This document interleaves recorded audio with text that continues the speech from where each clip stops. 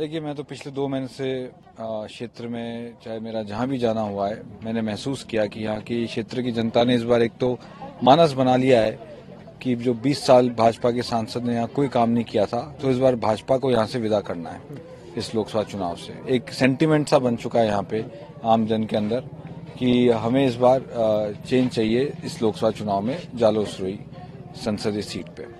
जहाँ तक मुद्दों की बात है, तमाम इस पूरे क्षेत्र में आप देखें कि एक मांग चली आती है कि यहाँ पे रेलगाड़ी की, कि नई रेलगाड़ी कोई नहीं चालू हुई पिछले 20 साल में। जब स्वर्गीय बूटा सिंह जी जब थे तब एक कोई रेलगाड़ी पैसेंजर ट्रेन चली थी, उसके बाद ना कोई रेलगाड़ी चली है, ना यहाँ राष्ट्रीय राजमार्ग आया है, कोई केंद्र की कोई बड़ी योजना परियोजना का कोई विकास काम यहाँ इस 20 सालों में नहीं हुआ।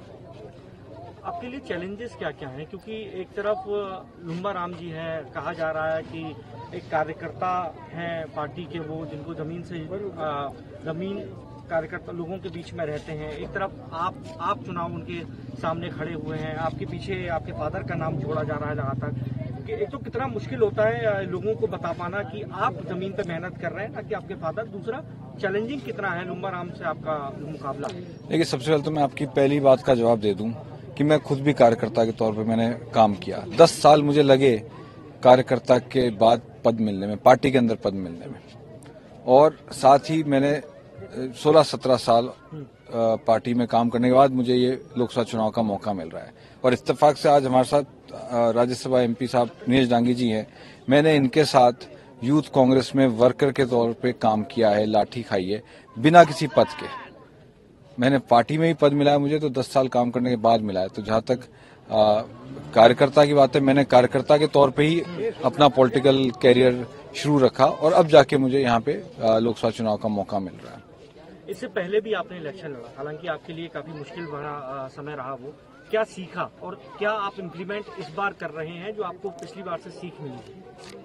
देखिए, हर चुनाव एक अलग तरह का चैलेंज रहता है, और जिस तरीके से इस बार पूरे क्षेत्र में मैं मानता हूं कि जो 20 साल की एंटी इनकम्बेंसी है बीजेपी की यहाँ पे, वो मुझे डायरेक्ट फायदा दे रही है।